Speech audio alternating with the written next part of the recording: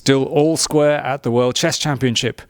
World champion Magnus Carlsen looks very relaxed at the moment. Fabiano Caruana isn't giving much away at the press conferences. In the 6th game, Carlsen plays with the white pieces. Can he find a new idea in the opening to put some pressure on the challenger? He did indeed, finding a bizarre knight maneuver against Caruana's Petrov. But it didn't surprise the challenger, and they reached an equal endgame, a familiar story for this match. The logical consequence of play was a draw, but Carlsen wanted to keep fighting hard, too hard, and step by step, Caruana improved his position. The situation was critical for the world champion. He had to sack a piece, grab as many pawns as possible, then try to construct a fortress. In spite of the extra piece, Caruana couldn't break it down and a draw was agreed.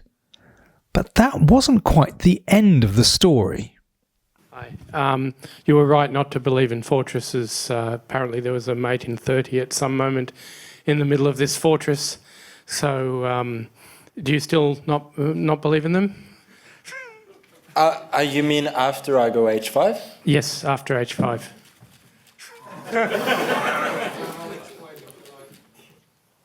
Okay, I don't think that it was ever easy. I mean, at the end, it actually seems a bit accidental. And I mean, to find this, you have to basically be thinking very hard about each move to find some accidental chance. And at some point, I had pretty much given up near the end. I thought it was a fortress.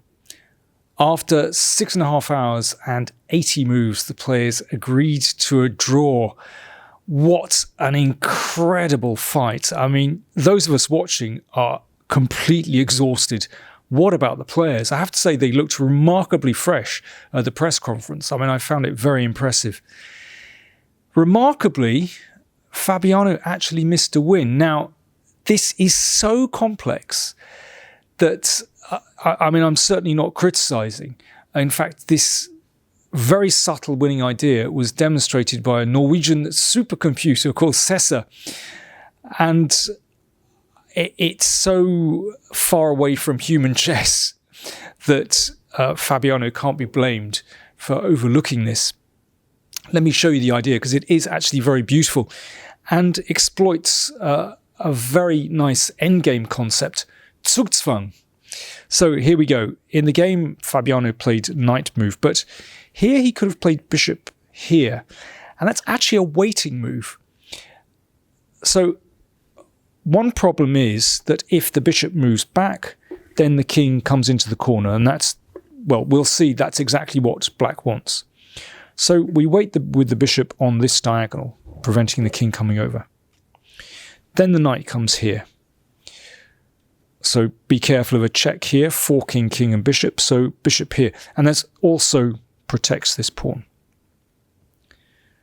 Knight G1. Now this is an amazing concept. Attacking the bishop comes here. So black's knight is actually trapped.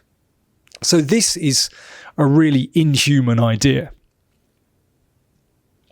So the knight might be trapped, but now the king is able to come into the corner, and we'll see how important that is in a second. So pawn advances. I mean, actually, black can force this advance. But so let me cut to the chase and show you what happens. Bishop G5. Again, this position is Zugzwang. So either the bishop lets out the knight, or, for example, if the king comes back, we play king here and we take the pawn.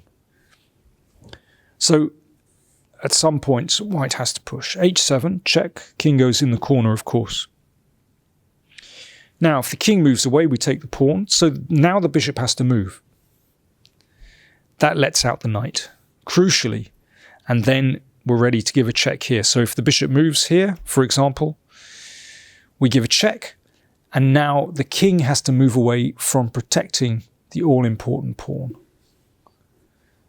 And once that pawn goes, then it's actually a relatively simple win. The king will come up the board and force the win of white's remaining pawn. Like I said, I'm certainly not criticizing Fabi for missing that, but I think it is an amazing idea.